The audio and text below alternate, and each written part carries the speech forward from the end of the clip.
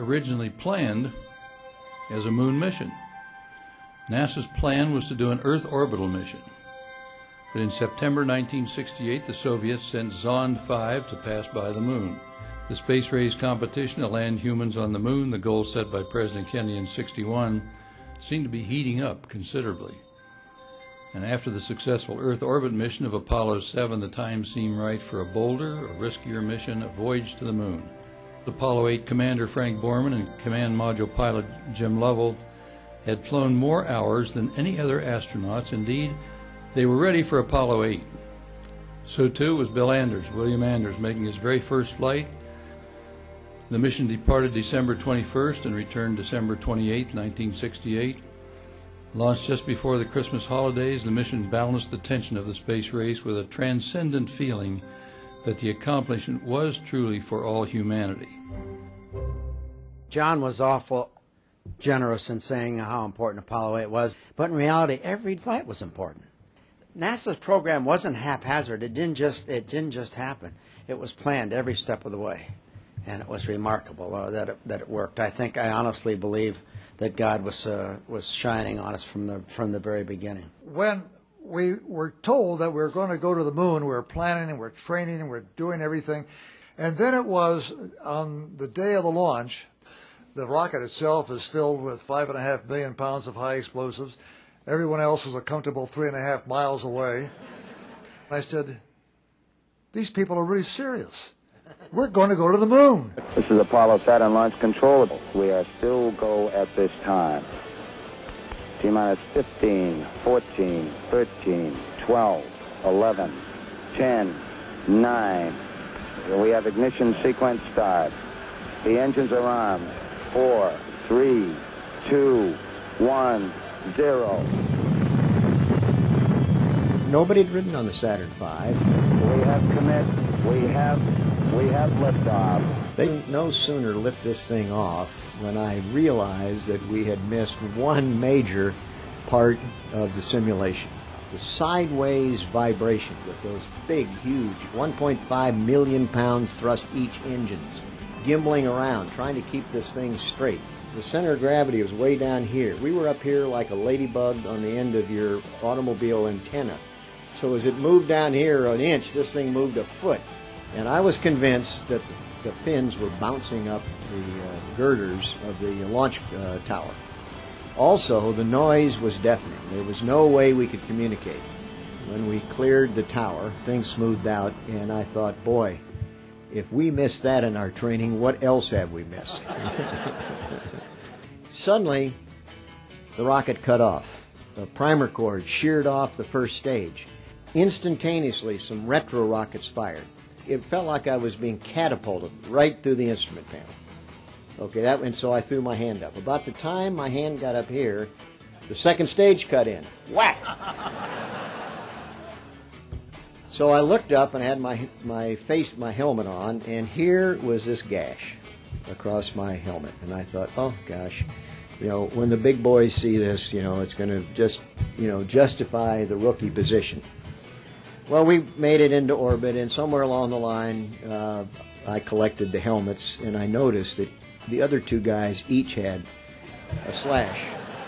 So my point is, there's no rookies on the first Saturn flight. Everybody's a rookie. We went around once and a half around the Earth, and then over Hawaii, wasn't it? We got the go for TLI, translunar injection. Apollo 8 Houston. Go ahead, Houston. Apollo 8, you are go for TLI. Over. Roger, understand. We're go for TLI. Mike Collins said, Apollo 8, you go for TLI. We lit the S-4B, started out, picked up, 25,000 miles an hour, and started toward the moon. Apollo 8 Houston, your trajectory and guidance are go. Over. Thank you, Michael. Yeah, you're looking real good, Mike. Just as we were cutting in front of the moon, like high schoolers trying to outrace the train in their jalopy and beating it by a yard, we went into the shadow of the moon, and it was dark. And I remember looking back and seeing all these stars, and suddenly there was this big black hole. And I got to tell you, the hair went up on the back of my neck, because that was the moon. But when we finally into the sunshine, actually, we came out. I think we were best expressed as three school kids looking through a candy store window. Our noses were pressed to the glass, and we were all looking at those ancient old craters on the far side of the moon, which, of course, as you all know, we don't see from the Earth. I think that's one of the great impressions I've had in the first instances of actually becoming a satellite of the moon. Apollo8, Houston, what does the old moon look like from 60 miles? Over. Okay, Houston. The moon is essentially gray. No color. Looks like plaster of Paris. Or sort of a grayish beach sand. We can see quite a bit of detail. The moon is a different thing to each one of us. I know my own impression is that it's a vast, lonely, forbidding type existence. Jim was busy photographing along the flight path through the navigation system, and I was shooting right, left, and we got a lot of good pictures of the lunar surface.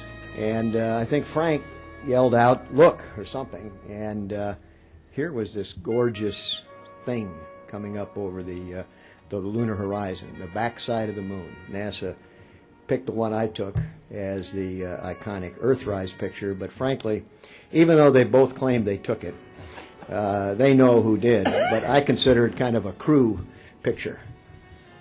Actually, I think that was probably the most important evidence that we brought back was the photography, and Jim and Bill did it all.